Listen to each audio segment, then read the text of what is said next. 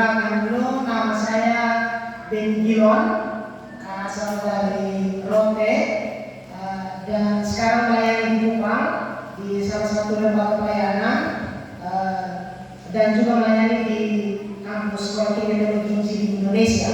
Dan sangat-sangat bersyukur bahwa diberikan kesempatan malam ini bertemu dengan Bapak Mama sekalian untuk kita sama-sama melihat dan merenungkan firman Tuhan. Terima kasih banyak Bapak Pendeta dan juga Bapak Majelis yang sudah mengizinkan saya untuk membagikan bagian firman Tuhan untuk kita renungkan bersama malam ini. Baik, itu mungkin sedikit perkenalan singkat. Malam ini satu teks bagian firman Tuhan yang saya pilih untuk kita renungkan bersama sesuai dan di bawah tema yang diberikan kepada saya dan juga untuk tema dari Natal di sini. Teks yang akan menjadi renungan kita terambil di dalam Matius, Injil Matius pasal yang pertama. Kita akan lihat satu ayat saja, ayat yang ke-21. Bagi Bapak Mama yang bawa Alkitab bisa buka dan lihat, nanti saya baca untuk kita semua. Matius pasal yang pertama, Matius pasal 1 ayat 21.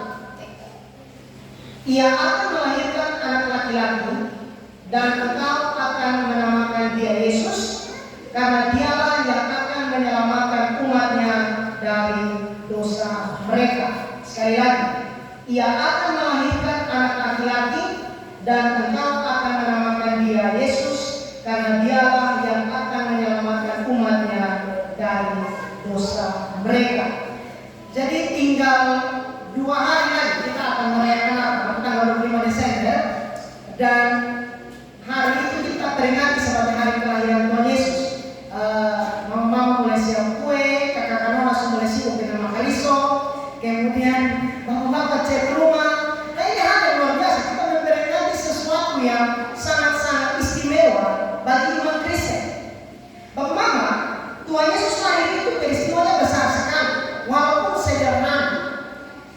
Karena baik secara rohani, secara sejarah itu besar.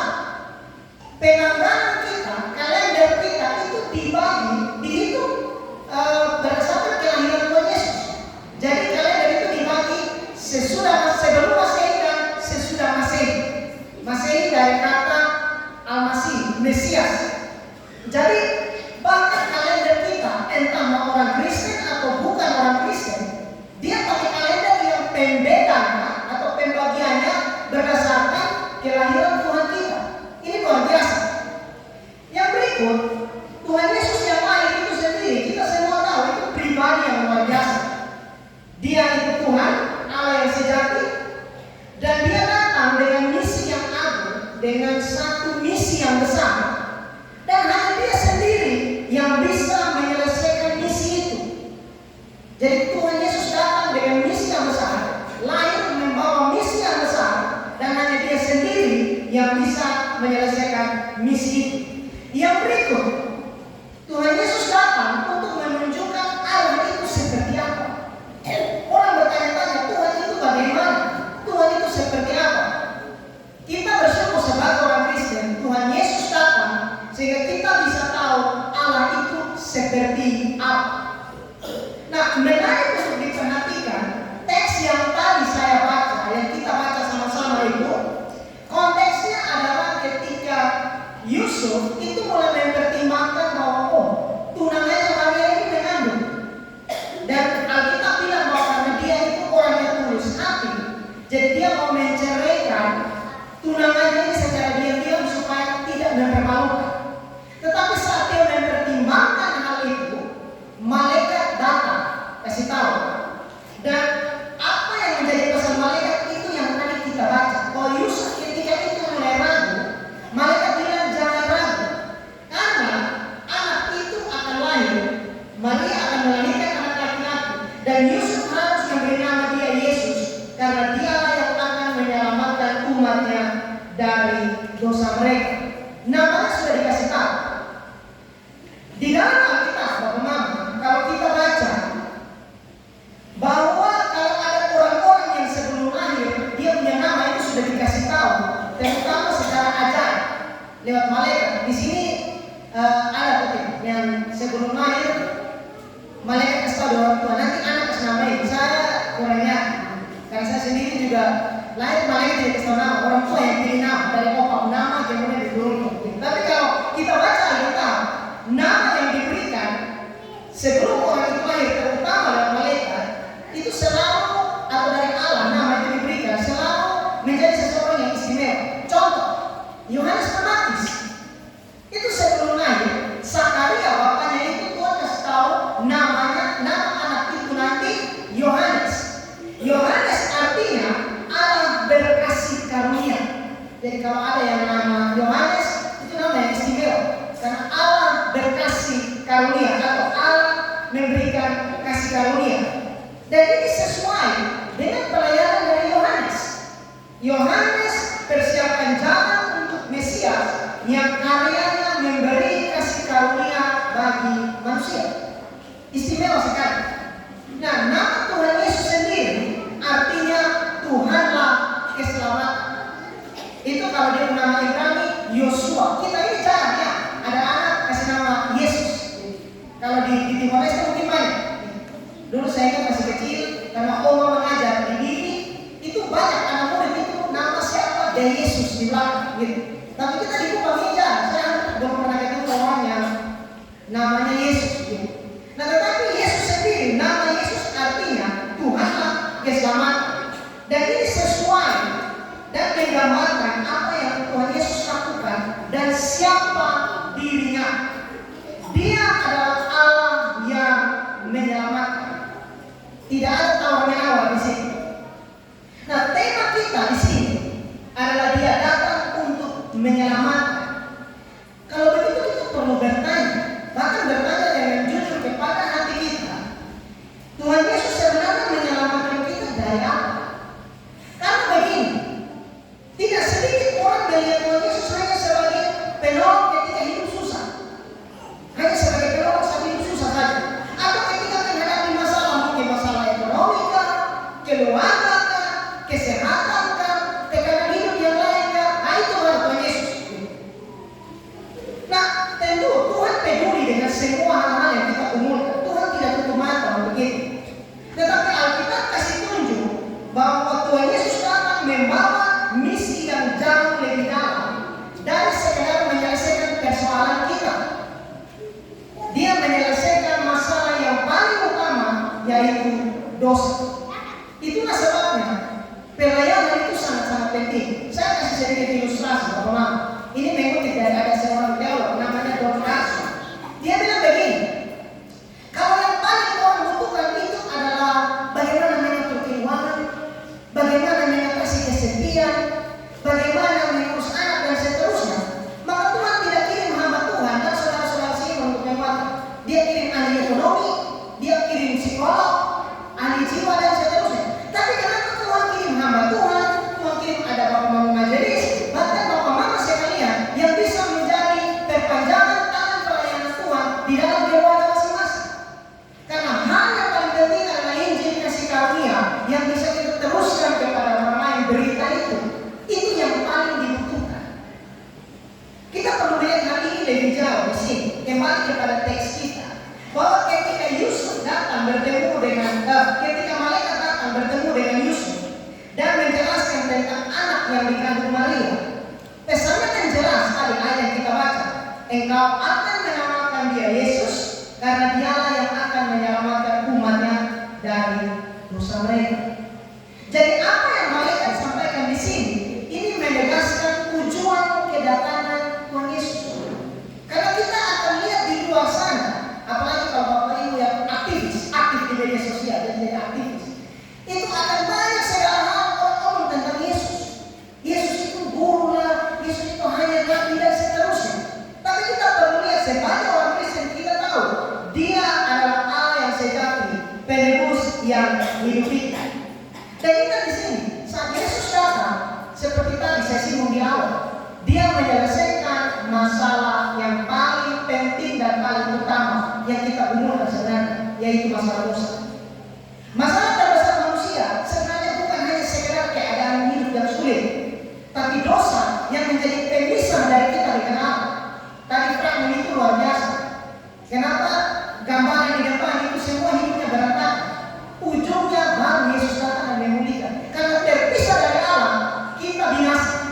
dan hidup di dalam kekacauan itu. Yang berikut, masalah dosa itu masalah yang sangat serius karena memisahkan kita dari Allah. Karena begini, masalahnya itu bisa datang dan pergi. Kita mungkin bergumul dengan keadaan ekonomi saat ini dan mungkin kita berusaha untuk membuka jalan, masalah itu terselesaikan. Kita mungkin bergumul dengan sakit, mungkin Tuhan berkenan sakit itu sembuh. Kita bergumul dengan hal-hal tertentu, masalah itu akan datang dan pergi. Tetapi dosa itu menyentuh akar kehidupan kita dan menentukan hubungan kita dengan Tuhan. Sehingga itu yang harus diselesaikan. Itu persoalannya. Kadang-kadang orang mencoba untuk menyelesaikan masalah di luar saja, tapi intinya tidak. Makanya jadi hak. Saya kasih ilustrasi sederhana. Bapak Ibu kalau mulai meriang minum paracetamol, orang minum obat kalau meriang, demam. Padahal demam itu sendiri bukan demam sakit, iya kan? Demam itu respon tubuh terhadap ada sesuatu yang salah di dalam. Kalau itu tidak diobati, yang menjadi persoalan utama, maka akan menjadi masalah berikut. Karena akarnya itu tidak dicabut di sana, akarnya itu tidak diselesaikan.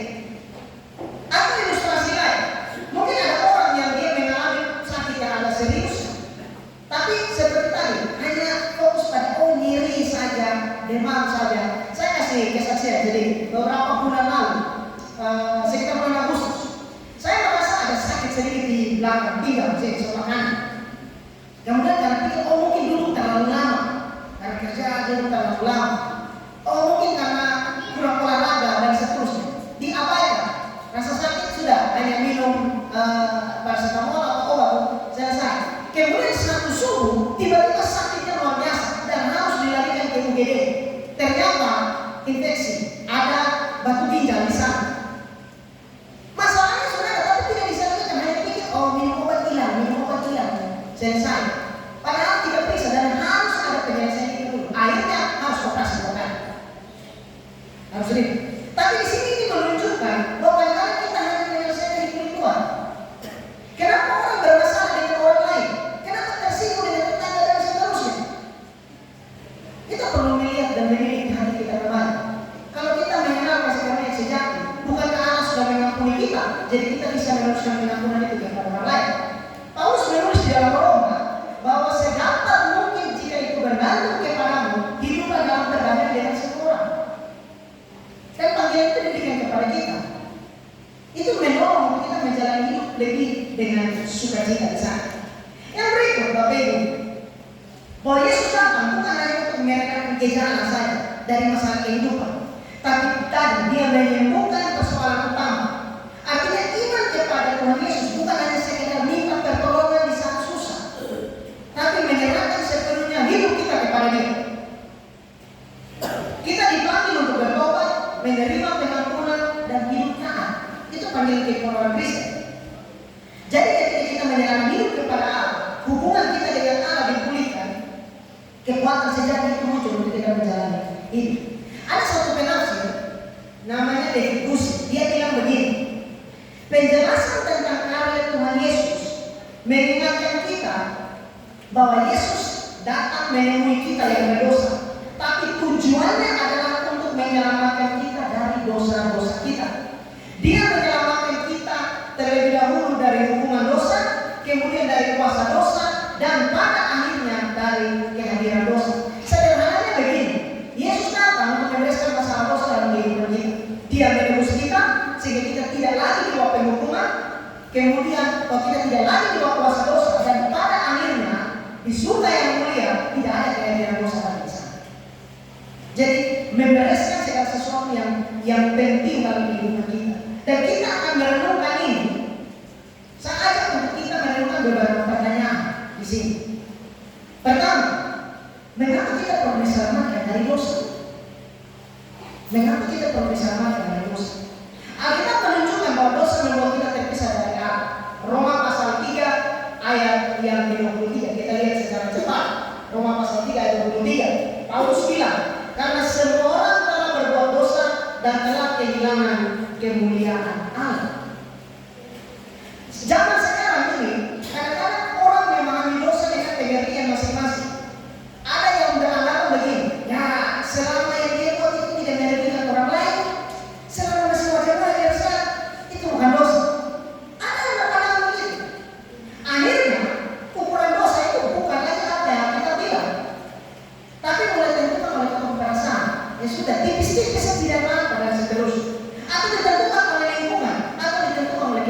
pribadi. Nah, padahal Alkitab mengajak kita melihat dosa bukan dari sudut pandang manusia, tapi dari sudut pandang Allah. Dan dari sudut pandang Allah, ini yang kita lihat di dalam Roma 3 ayat 23 tadi. Dalam perjanjian baru, kata dosa itu diterjemahkan sebenarnya kalau kita mau terjemahkan lurus itu artinya meleset dari sasaran.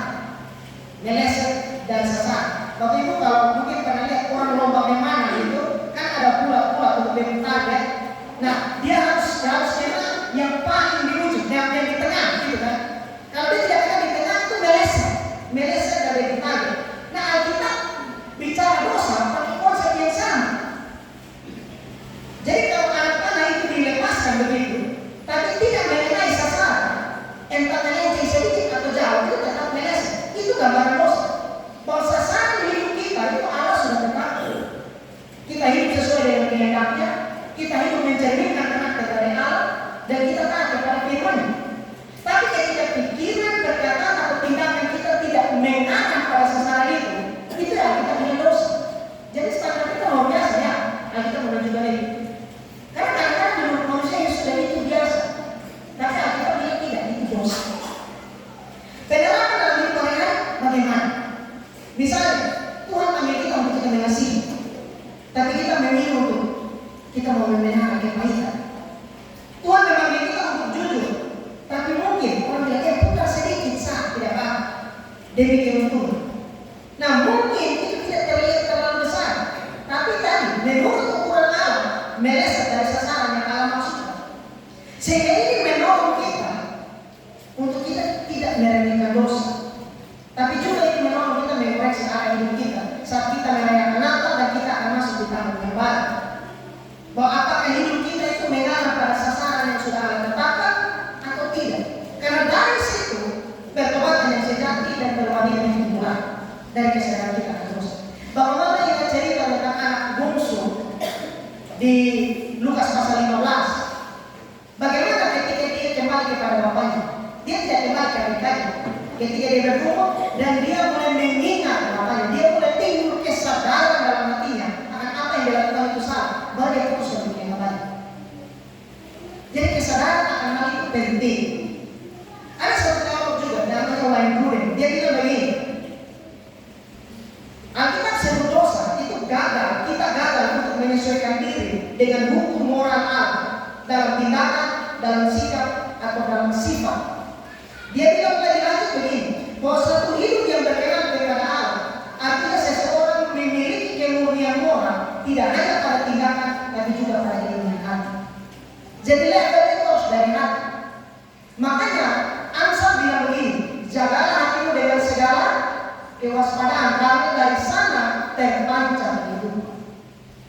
Kita mulai dari hati, selalu mulai dari sana. Dan ukuran itu pun dari sini.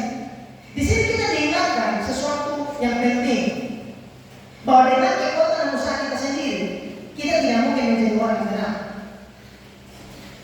dan tidak berdosa di hadapan Allah. Karena sebaik apapun kita berusaha, entahkah kita mungkin mau beramal, mau buat baik, mau melayani, mau hidup bermoral, Alkitab tegas sekali mengatakan bahwa karena semua orang telah berbuat dosa dan telah kehilangan kemuliaan Allah. Ada kata semua di dalam Roma 3 ayat 23 itu. Jadi tidak ada pengecualian. Nah, artinya begini, teman-teman. Ini bukan soal siapa yang paling baik atau siapa yang paling buruk, tapi mengenai kondisi hati manusia yang jauh dari Allah. Dan dalam keberdosaan kita, manusia gagal memuliakan Allah dalam kata, pikiran, dan perbuatan. Saya kasih contoh lagi. Gelas yang ada retak, coba kita lihat. Itu kita mau sembunyikan dia, mungkin mau poles dia, isolasi dia, kemanapun, tetap itu hanya sebentar. Tidak bisa mengembalikan seperti semula. Nah, dosa itu demikian. Orang mencoba untuk menutupi dosa dengan berbagai hal, tetapi itu tidak menghapus kenyataan bahwa manusia saat dia jatuh dalam dosa, dia kehilangan kemuliaan Allah, dia gagal mencapai standar kekudusan. Aduh, kalau begitu sampai di sini kita bagaimana sudah? Karena setiap hari kalau kita lihat kita jatuh di dalam dosa, baik dalam perkataan, dalam pikiran, dalam perbuatan. Terus bagaimana? Sebenarnya teguran dalam firman Tuhan baik di dalam Roma pasal 3 23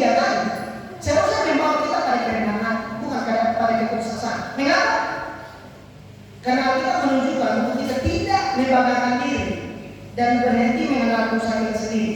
Karena di saat yang sama, saat kita tahu kita orang berdosa, Allah ada kasih karunia, kesadaran bahwa kita tidak mampu menyelamatkan diri kita sendiri, itu membuka hati kita untuk menerima kasih karunia Allah. Dan dari sana hidup yang baru itu dimulai, bukan hidup yang suci, tapi hidup yang terus bergantung kepada Tuhan, di mana kita mau dibentuk, kita mau ditegur, dan kita mau untuk dipakai oleh Allah setiap hari bagi kemuliaan. Saat kita bertobat dan percaya kepada Yesus sebagai Tuhan dan Juru Selamat, saat kita menyadari akan penebusan yang Yesus kerjakan. Yang berikut, kita perlu diselamatkan mengapa? Karena dosa ada mau. Roma 6 ayat 23. Dan ini penting untuk kita lihat, karena seperti tadi saya singgung di awal, orang tidak menangkap atau tidak melihat kadang-kadang dosa itu sesuatu yang serius. Begini Bapak, kalau Yesus mati di salib itu dosa-dosa kita, berarti kita harus lihat bahwa dosa itu sesuatu yang membunuh kan? Karena untuk dosa kita Yesus harus mati. Itu betapa seriusnya dosa itu. Betapa seriusnya dosa itu. Itulah sebabnya di dalam Roma 6:23 Paulus bilang bahwa dosa adalah maut. Alkitab tidak pernah menggambarkan dosa itu hal yang sepele. Dosa selalu membawa akibat dan pada akhirnya kematian. Bukan saja jasmani, tapi juga keterpisahan dari Allah yang adalah sumber hidup yang sejati. Nah, begini, sebenarnya dosa itu kadang-kadang nampak tidak berbahaya. Awalnya terasa kecil, bahkan mungkin orang senang. Tetapi tadi teks kita ini yang kita rujuk tadi dalam Roma 6:23 menegaskan bahwa dosa itu selalu menanti upah. Itu seperti racun yang bekerja dalam tubuh. Dosa itu merusak hati, pikiran, dan hubungan kita. Sedikit demi sedikit dan akhirnya mati. Nah, inilah sebabnya kita perlu diselamatkan dari dosa. Karena kalau dosa tidak mematikan, saling tidak diperlukan. Tapi fakta bahwa dosa itu mematikan. Fakta bahwa Yesus harus mati di kayu salib menunjukkan betapa seriusnya mematikan dosa itu. Nah, penerapan praktisnya begini dalam hidup kita. Kita tidak lagi memandang dosa itu kayak kesalahan kecil yang kita bisa bermain-main di situ, tetapi sesuatu yang harus ditinggalkan. Kita percaya sebagai orang Kristen, keselamatan itu bukan karena perbuatan baik. Keselamatan itu murni karena kasih karunia Allah yang kita terima lewat iman. Dan ayat yang sering menjadi rujukan bagi kita adalah Efesus pasal yang kedua ayat 8 dan 9, bahwa kita diselamatkan karena kasih karunia dan bukan oleh perbuatan kita. Oleh sebab itu tidak ada yang bisa membanggakan diri. Tapi jangan lupa ada ayat 10 bahwa kita juga setelah diselamatkan menunjukkan buah dalam kehidupan kita untuk mempermuliakan Allah. Karena begini Bapak, karunia, kasih karunia yang menyelamatkan adalah juga kasih karunia yang menguruskan. Itu tidak bisa kita pisahkan. Kalau kita bilang kita orang Kristen, kita mau hidup sebagai orang Kristen sejati, maka hidup kita sejalan dengan pengakuan iman kita. Dan dari sinilah kita melihat bahwa setiap kali kita tergoda mungkin untuk bermain-main dengan dosa, kita ingat itu bukan sekedar pilihan yang salah. Dosa itu jalan menuju yang salah. Karena itu kita bersyukur atas anugerah Tuhan. Karena di dalam Roma 6 ayat 23 bagian D, Paulus bilang bahwa tetapi kasih karunia Allah ialah hidup yang kekal dalam Kristus Yesus Tuhan kita. Kesadaran ini yang menolong kita untuk kita bisa senantiasa hidup dalam perbuatan, hidup melekat kepada Tuhan yang adalah satu-satunya sumber hidup yang sejati. Kalau begitu, kita sudah melihat tentang dosa ini. Saya mau menanyakan pertanyaan yang kedua, hanya dua saja, jadi tidak lama-lama, hanya dua saja. Pertanyaan yang kedua begini, mengapa hanya Tuhan Yesus yang diselamatkan kita dari dosa? Mengapa hanya Tuhan Yesus? Ini menunjukkan keunikan kekristenan. Iman Kristen itu unik, karena di luar sana banyak orang berpikir bahwa mereka bisa menjangkau Allah dengan usaha mereka sendiri, dengan kemampuan mereka sendiri. Tapi kita lihat selalu terbukti Allah. Kristen mengajarkan Allah yang datang. Itulah sebabnya kita rayakan Natal. Kan? Ada salah satu lagu di gereja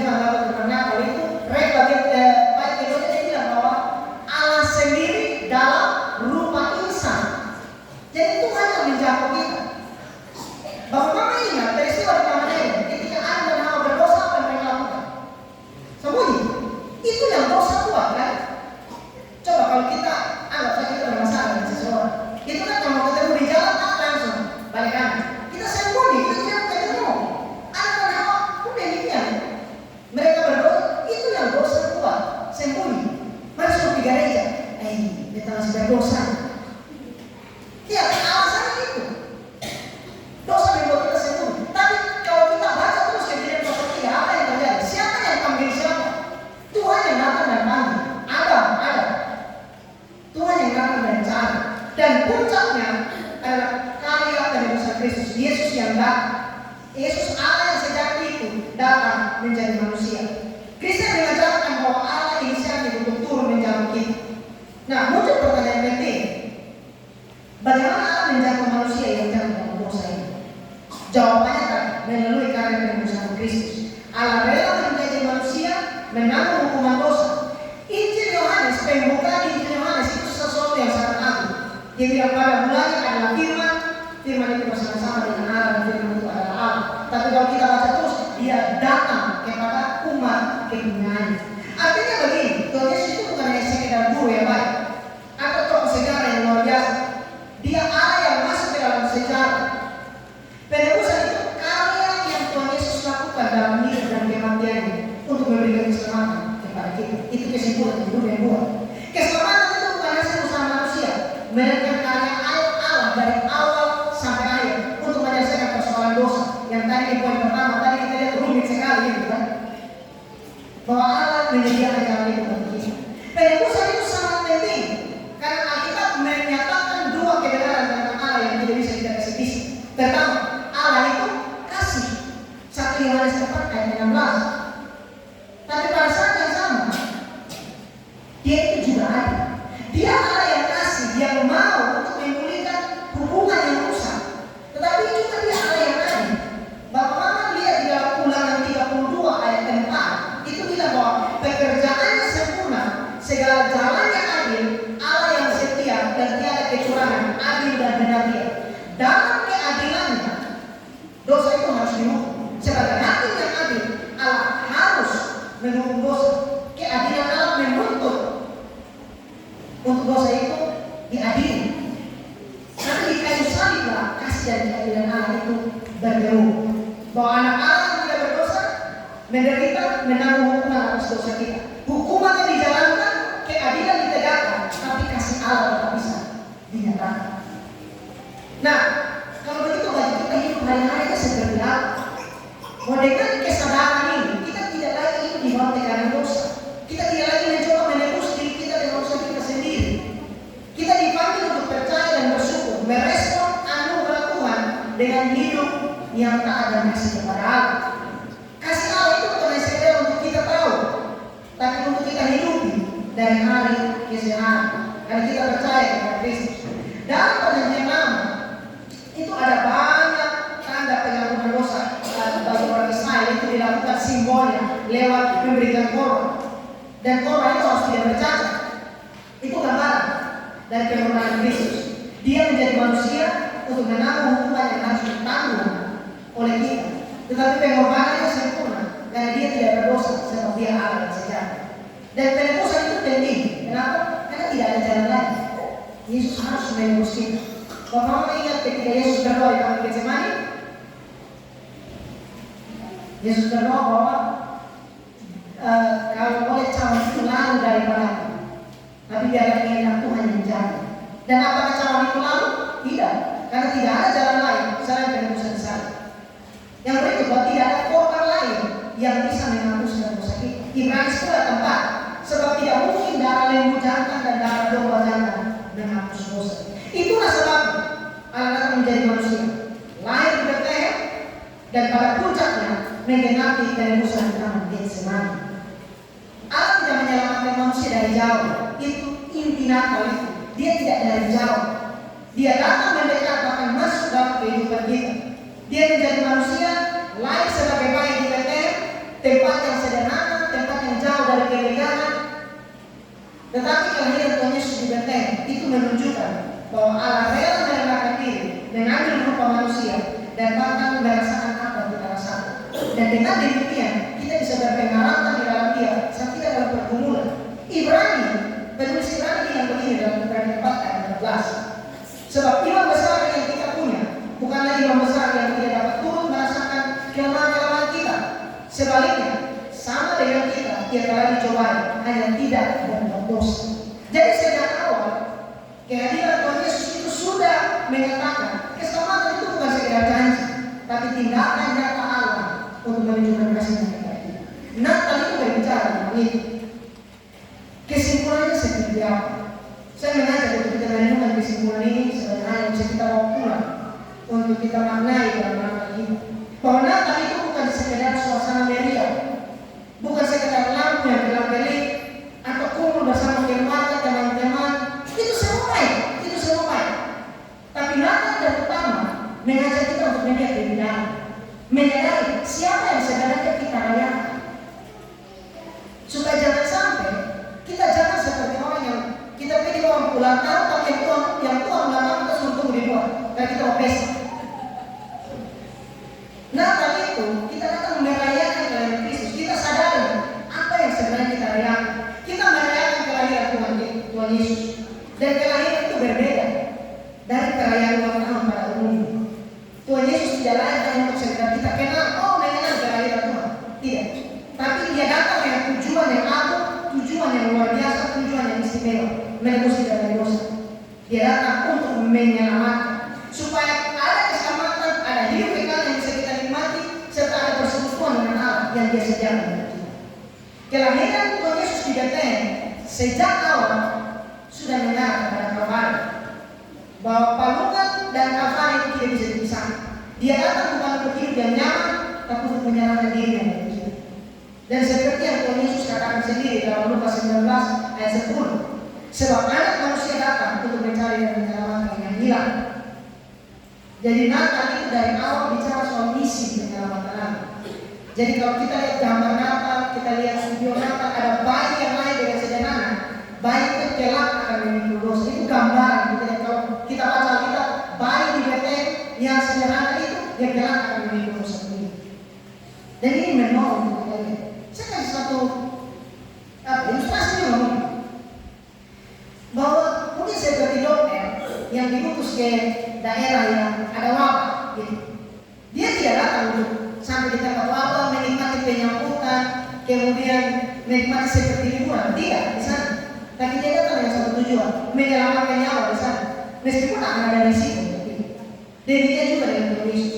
Dia datang ke dunia yang rusak dengan satu misi, mencari dan menyelamatkan kita yang tersesat. Dan menyelamatkan Natal mengajak kita bukan hanya kita bersuka cita, tapi merespon panggilan bertobat, merespon untuk masuk dalam satu kehidupan yang baru, yang bergantung kepada Allah, yang bersandar kepada Allah, yang berharap kepada Allah. Jadi apakah kita hanya merayakan Natal sebagai tradisi, atau kita mau untuk membuka hati kita untuk menyambut Dia yang datang untuk menyelamatkan ini? Natal yang sejati menolong kita untuk kita hidup dalam ucapan syukur, kita boleh hidup dalam pertobatan, kita boleh hidup dalam ketaatan, dan kita boleh hidup untuk mencerminkan makna dari kelahiran Kristus itu sendiri, yaitu tentang keselamatan bagi dunia. Injil kasih karunia. Dia datang ke Betlehem, tapi tujuannya di Kalvari. Itulah sebabnya dia datang untuk menyelamatkan kita. Kita berdoa. Kami bersyukur untuk anugerah-Mu, kami bersyukur untuk oleh firman Tuhan yang menyembuhkan dalam setiap keterbatasan dan kelemahan kami. Kami berdoa Tuhan yang sendiri terus menyempurnakan. Kami juga berdoa ya Tuhan,